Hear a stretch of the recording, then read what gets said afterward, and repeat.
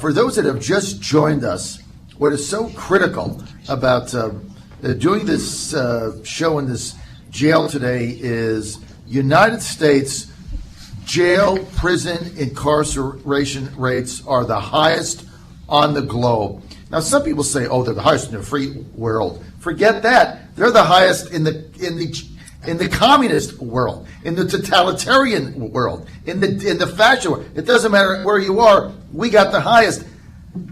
This is the greatest country in that world. We have the most freedoms. Why do we have the highest percentage of our citizens in jail and prison? This makes no sense. I mean, it makes the Chi-Coms look better than we do. I mean, it's like, are you better off in China under communist rule? Something's the matter. We have to get to the bottom of it. Hey, Tim, thanks for being with us. I know you're involved in successful reentry, which is really the key element of reducing recidivism. Tim, tell us how your program works. Well, you've heard several horror stories about people that made bad decisions, and those bad decisions were made over and over and over again. Well, at a certain point, those bad decisions have a big catastrophic effect, because then you're cut off from family. You're cut off from, you can't get a job because of your criminal history. You got a drug addiction, whatever, all the offenses. So you're left out on your own. Where do you go? You don't have nowhere to go. There's all types of different programs and I guess different avenues that, quote unquote, try to lend a helping hand and to try to help you on the right path. But you might have to go to some very extremes to get to those programs or make yourself accessible to those programs. What real life programs is about is providing a safe haven for those people who are trying to change their life, who are trying to turn themselves around, who's trying to get the chance, a reprieve from that bad thinking, from that negative, dysfunctional thinking. So if you can get that reprieve from the streets to actually get in tune with yourself and to find out what exactly is going wrong with you, then you have a better chance at making better, positive decisions. So what I'm talking about is real life programs. And the best way to help with that is to make donations so that we can have housing for these people that's coming out of incarceration. And that it's a safe place for them to work on themselves, to get themselves together. Okay. Well, Tim, I mean, you think about this. Let's, take any of the inmates that we've had on. Let's take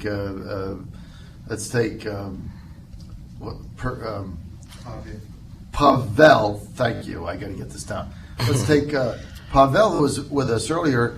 He's in for 3.5. He gets out. Now, what if you don't have a family around? What if you don't have somebody to take you in?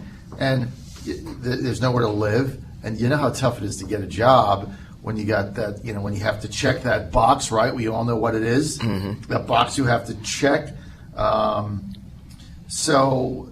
Look, people get out. They don't have anywhere to go. They can't get a job. Obviously, they're going to go back on the street. Correct. You know what? I know some people might say, well, that's them, and they made those decisions, and whatever. Yes. It is no simpler. The simplest way to look at this is, have you ever seen the movie Trading Places? Yes. With Eddie Murphy and Dan Aykroyd? Yes. Yeah, Dan Aykroyd. And you took this person that was well-to-do, had everything, had all the benefits of a well-education, all the friends, family, and all that stuff, and then you took somebody that was, Eddie Murphy played the beggar on the street, who had nothing, who didn't have any family, and was surviving on the streets on his own wit, and then you switched it, you'll see who the true person is. You'll see who your true self is. And that's one of my... Every time I think about how to make that simplistic for anybody who just thinks that cannot happen to them, Take a look at that movie. Could you really, if somebody took everything from you, your bank account, your friends, your family, all the things that you take for granted, if they took that from you, would you really survive? Would you? So you just know for a fact that you wouldn't drink, drug, or become so desperate that you'll be willing to do anything to survive. Well, the real life is about removing that element of you feeling that desperation. Because when desperate people do desperate things, always. So if you have a safe haven that you can go to where you don't have to worry about the roof over your head, what you're going to eat, clothes on your back, then that takes a lot of bricks off of your back and helps you to work on yourself. Well, and the reality is 7% of people in jail and prison were homeless prior to being incarcerated. So that, 7% right there don't have anywhere to go. 20% of real program participants were homeless prior to getting incarcerated. I want to go to Susan Hallett. Did I say your name right? Yes, you did. I want to get to Susan Hallett, who is part of the Community Foundation. And I know is Susan, you're part of this program. Why did they want to support setting up the Housing Scholarship Fund, and tell us what its genesis is? Sure. The Community Foundation is a public charitable foundation that exists to support changing community needs here in the Richmond area. We brought a group of charitably minded folks into the Richmond City Justice Center to meet some of the residents and learn more about the REAL program several months back. And we learned that it's a real challenge for folks who are exiting the system who don't have permanent housing. They don't have a family necessarily that they can turn to support them in those really critical first few weeks out of the system. And this can be a very much a revolving door between homelessness and incarceration. And because traditional funding sources, public funding sources, often don't support this population that are exiting the city jail, the donors that we had with us saw that there was a need to create a flexible source of funds so that for folks who are exiting and don't have a place to go, they can access funding that will help them to get permanent housing for a short-term period of time that allows them to get back on their feet, access employment, and all of the other services that they need to be successful for the long term. So it's that when bridge. you get out, you have to have the housing, or you have nowhere to go. Absolutely. You can't be living under the storm drain. By the way, just want to let our audience know we talk about housing. There was just a survey that came out about a week ago. This is like stunning what's happening in America now. 27,000 people in the city of Los Angeles alone, homeless, living under bridges and in storm drains. So many of them in the storm drains that it's actually causing a problem with the city sewer system. This is America. The problems that we have is just unbelievable what is going on out there, that people don't see it every day. That's why I believe we're having a political upheaval, if you will. Everybody knows where I stand on that. I don't want to get into that today. And yes, by the way, I am voting for Trump. Let's get to. I'm sorry, I lost my train of thought for a second. Kelly King Horn from Homeward. Good morning. Thanks for being with us. I just gave you a stat: 27,000 people homeless. You were shaking your head because you haven't heard of that in the city of Los Angeles alone. Right. Just one city in the United States. Obviously, if you get out of prison or jail, you don't have a home. I mean, there's just no way you're going to be able to succeed without coming back in, right? Right. So I'm with Homeward, and one of the things that we add to the community is data to really understand what's happening, right? So, your stats on incarceration. And what we're seeing now in homelessness is that there are cities in the country declaring states of emergency, right, on homelessness to really say, oh, wait, we've got to try something different. It's overwhelming. And what's exciting in Central Virginia is that we've been working with data, with everybody from the jail to the community foundation and all the great nonprofits to say, hey, how do we do this differently? And, the stats you cited about, 7% of the jail population in this jail, in this justice center, have been homeless, before or after their incarceration, 25% of the REAL program. And we know that there's a revolving door between this facility and our community, the city of Richmond and the counties. But we also know that you have to make it different, right? And we know that housing breaks that cycle. So that's why we were so thrilled to be a part of this really innovative collaboration. We're not sure of another one like it in the country, of really saying, okay, how do we stop that revolving door between jail and the streets? Well, you know what you just said, and we're with Kelly King Horn from Homeward. We're live at the Richmond City Jail. This is the John Fredericks Radio Network, 823 across Virginia today. You just said something, Kelly, that really hit home with me. You said we have to find every way we can to break the cycle. Yep. Just break the cycle, and then you have a shot at maybe something changing. And certainly getting in the housing when you get out is part of that breaking the cycle. I'm going to go to Carlos Jackson. Carlos, a former inmate, right? Yes, sir. Who was the first housing scholarship recipient. So, Carlos, tell us how you got in this place and how you got out and what the housing meant when you got released. Well, good morning. How are you doing? First of all, I'd like to say that not only did I get arrested and come in here, I'd like to say I got rescued because it saved my life from self-destruction. I came here earlier this year in February, and I volunteered to come into the REAL program, and I think that was my blessing, my calling, because I was introduced to the REAL program and the director, Dr. Sarah Scarborough, and I'd like to thank her for giving me this opportunity to go through this program and even encounter with the housing scholarship, which was introduced about 60 days before my release. And I tell you, it's been definitely a heartwarming experience. Placed myself in a situation where I made some bad decisions, and as a result of that, I became homeless for maybe 2.5, 3 years or so. Homeless? Yes, sir. Living to friends, different place to place. Didn't have my own, so it was definitely hard. It was a struggle. Didn't have any answers. So this program here actually gave me some structure to find some answers, and with the help, I'm able to make these decisions a little better. So, Carlos, when you came out and you were homeless when you came in, so when you were released, what did having somewhere to go and call your home, hang your hat, right, have a bed, what kind of a difference did that make on your ability to not get yourself back in here? It was just a big relief.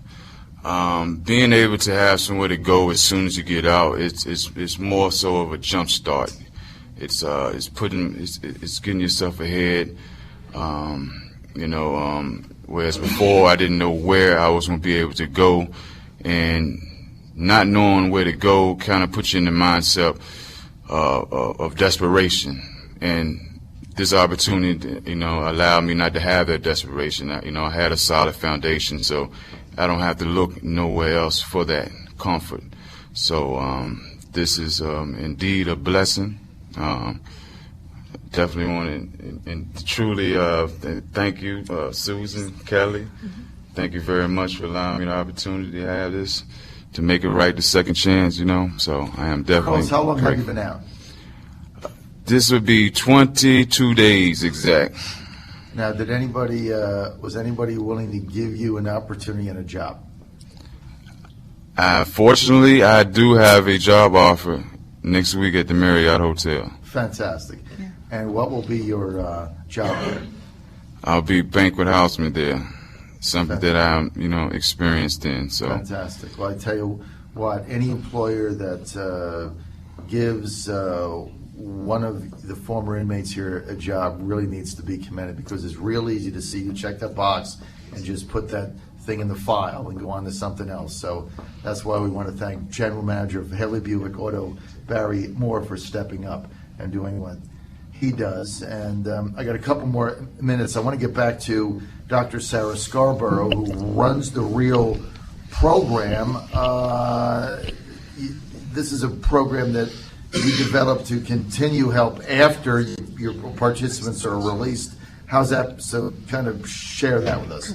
Well, the REAL program inside the Justice Center, John, has been going on for about a year and a half. But as we've been talking about all morning, we've continued to see obstacles for our men and women who are getting out, whether it's housing or needing an identification, or maybe just getting steel-toed boots that are mandatory for a job that one of our guys has gotten. And so while there are programs out there and that are available, there often are gaps, or a lot of program participants simply don't know about them. And so we are creating, and actually just announcing today on your radio show, Real Life, which is a program for our REAL program participants once they get out. And it's really to fill the gaps where there are missing holes, and then connect them with the existing resources that are out there to really contribute to the highest likelihood of success. So we have our website up, a preliminary website, reallifeprograms.org, and really just to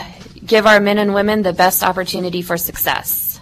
Reallifeprograms.org, reallifeprograms.org. The listeners who want to get involved, donate, or learn more, they can find Sarah and her organization on Facebook, The Real Program, or they can call Sarah directly, 804-646-0987. Joining us now for a couple of minutes, one of the inmates here, James.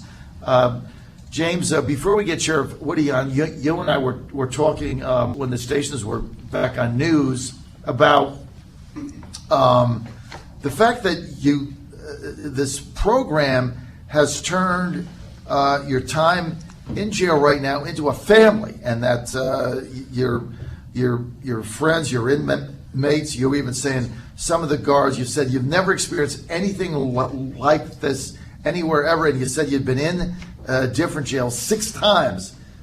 What's different, James? Well, to be completely honest with you, I never seen a group of staff members that care so much about the redirection of your life, like how the Sheriff C.T. Woodard, Sarah Scarborough, Dr. Tadman, Dr. Coogan from VCU, Professor Waybright, like all of them work hand in hand to give you new information. And so coming from a lot of the places where I come from, like nobody never really cared about how you felt. You know what I mean? They never really cared about your direction. So to come in jail and to have that setting mean more than anything, because when you live in a life like that, you wind up losing self-esteem, self-love, self-hope, and you wind up looking at life through a negative set of eyes. So coming into this program, the REAL program, you get an opportunity to meet guys that have been through some of the same things that you have. You get to let down your guard, and they really care. You not only build a friendship, but you build a family here. Like, these people really care about where you go, how you conduct yourself. Like, I never seen a group of people after you get released that don't have to, on their own private time, to address whatever issues you have. You can call these people and tell them what's going on, and that and alone in itself make you want to do something different, because they care more about you than you do at some point. Thank you, James. Appreciate that. We're going to have James back at the 9 a.m. hour. I want to get to Sheriff Woody, who has been instrumental in this program. Sheriff Woody has been in law enforcement for nearly 5 decades. That dates him a little bit. I think he's as old as I am. This is his second term as a sheriff in Richmond. Now, he was a top homicide detective for a very long time. He had his life threatened and guns held to his stomach many times. He was told that his time was up. So with all this, why give these criminals you worked, Sheriff Woody, so hard to put away and get them off the street, many of them threatening your own life many times as a homicide detective, why did you come up with this program? I mean, why just let them come to jail, do their time, get back in the heck with them? Well, the first reason is because I care. And number two is it so easily could be me. You made a statement that the jails are full, and we lock up more people in America than we do anywhere in the entire world. The whole world. The whole world, and that is true. And being in my experience in law enforcement going on 48 years, from homicides to undercover to SWAT teams to working in the community and all of that. It's not about CT Wood, it's about the community, and it's about doing what is right. And the problem that we have with the system is not with the police, it's with, we are locking up the wrong people. We are locking up people that have, it's not a crime to be addicted to drugs, to be addicted to alcohol, to be whatever your addiction really are. I call it the dragon, the thing that pulls you down and things that keep you from succeeding. It is an illness, and we need to treat drug addiction. We need to treat alcoholism. We need to treat whatever it is mentally that's wrong with you. We need to treat the cause and stop putting bandages on the wound. Now, have I gone soft on crime? No. Those that kill, those that rob, those that want to be career criminals, this is the place for you. But we have the wrong people in here. These people have been addicted. They have never been treated from childhood all the way up until where they're age. And I can see myself, it's so easily being me, from being raised out there in Hanover County, hanging with the wrong people. Most of the people that I hung with and was running with, to include running from the police, they're either dead or they're doing life in jail. And 4 or 5 of them were my family members. So we need to start looking at situations, who we are locking up, who we are arresting, and why. These jails is no place for those that are on the epidemic of drugs. You treat them. And the way you treat them is you let them know that in order to have a life, you have to have a dream. And if they believe it, they can achieve it. Now, that's what it's really all about. And so when you have people coming in here that with drug addiction and with their illnesses, and you never treat them, they will go right back out. They will come right back in. It is called a 360 circle. And so you really are not doing anything, particularly those who are not violent. These are people that are not violent. These are people that's sick. These are people that need help. These are people, most of them don't know who the father was, never had a male involved in their lives, right. Was raised by the grandmother, the mother, or the oldest daughter, have never seen nothing but abuse and mistreatment. Does not really know the real value of family. Right. And this is what we try to show him here, and thank God for Dr. Scarborough and the real program and all to help us. It's not a thing, it is a we thing. What we are trying to do for those who want help and for those who want to help themselves, teach them parenting skills, how important the family is, teach them if they don't love themselves, they cannot love anybody else. They need to respect themselves before you can respect anybody else. There's nothing wrong to say yes, sir, and no, sir. You know, there's nothing wrong with learning how to be disciplined, you know, and just how to treat people. Right. They can learn and hear how important the family really is, and I challenge them each and every day for them to explain to their family in the outside world that not only they are hurting themselves, but they are destroying the family out there. They are leaving them unprotected. They are leaving them there for the hardcore criminals to take over and make out of the daughters and the children whatever they want to be. They take advantage of them. They use them all the way through the system. So we need to take a real good look at the entire system and see because all of us make mistakes, but you learn and grow from them. And it does not do anyone any good when they have a sickness or illness, is for to put them in jail. Never treat them for that.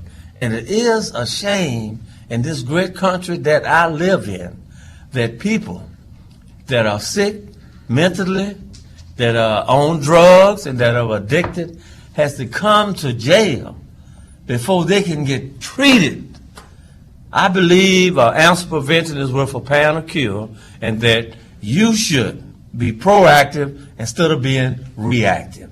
Now, mine is a terrible thing to waste, but if you're in here, if you want help, why not get that while you're here? We prepare you to go back out into the real world, teach you how important family is, how important to be a man, Right. how to be one. You know, we're not going to be perfect, but learn from your mistakes, grow through your experiences. Stop whining. Get an education. Right. We have that here. You know, Break the cycle. as break a that learner. continuous cycle. We are arresting the wrong people. C.T. Woody, I know you haven't had enough. Now, Sheriff, I just got to give a shout out to Congressman 3rd District Democrat Bobby Scott. He has been sounding the alarm bells on this issue in the United States for a long time. I have him on my show every month, and we always get right. Whatever's going on in the world, we always get back to the problem of recurring recidivism in the United States. But Sheriff, look, you know, you've got such a fascinating background as a homicide detective. How did you get the inspiration to do what you're doing right now? Because, I mean, to be honest with you, who would have ever thought Richmond City Jail is leading this effort in the country? Why? The main reason why is that during my career, being in and out of the jails, and during my family where I was involved in a lot of things that they shouldn't have been, I realized that, treating the cause is very, very important, and that on one end, why pay $25,000 to $28,000 a year to house someone inside a jail or a correctional facility when you can actually treat the cause and send them from court straight to a rehabilitative center, and it'll cost anywhere from $10,000 to $12,000 a year, and you're actually treating that individual. Will they relapse? That's a part of recovery, but still, it is worth that. People don't realize that it is big money in the corrections field when you lock them up and you throw them away the key, the cost of being here, the cost of taxpayers, the loss of the individuals who can be treated that never have been. Eventually, they're back out in the Richmond City Justice Center that we preach and teach every day. Is those that won't help. We want you to be a better citizen instead of being a better criminal. Now, if you want to be a better criminal, this is the place for you, because the thing is that better criminals learn each time from their mistakes that they make. Right. And when I was out there, I could make many mistakes, but finally, when they made their mistake, I got you. It was a thing of being fair and upfront, but at the same time, my job was to, if you were violating crime, you were killing people, and you were doing things that you shouldn't, was to put you in jail. And nobody, I don't believe there's a police officer in the United States that loved locking up people any more than I did when I was out there, particularly for violent crimes. Because the things you see, the damage that is done, and how you treat people, it's not worth it. But I think that everybody, we have some very bright, intelligent men and women inside of here. If you don't believe it, ask the VCU students and the UVA students and the University of Richmond students and Virginia Union students that come in here with them. They are shocked and amazed. People in here can draw me in 10 or 15 minutes. Artists, real folks, they just made mistakes. They got gifts, they have talents, and they are learning to use them. That's what keep you from coming back in here. And education is so important, so important. So that's the real deal. That's what the real program is all about. We care, they care, we go help because we don't want them to come back. Sheriff C.T. Woody, thanks for being with us today. You're a visionary leader with your program here at the Richmond City Jail. We want to thank Sheriff C.T. Woody.